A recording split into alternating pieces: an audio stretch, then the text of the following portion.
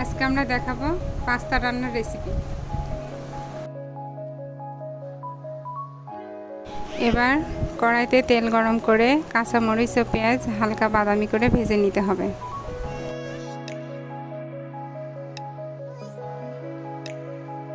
পেঁয়াজ ও মরিচের সাথে আগে থেকে কেটে রাখা মুরগির মাংসটাও ভেজে নিতে হবে।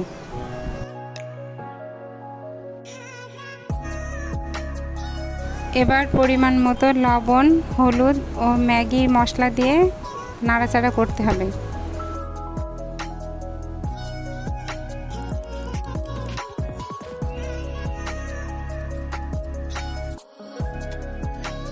এবার সিদ্ধ করে রাখা পাস্তা সব উপকরণের সাথে অ্যাড করতে হবে।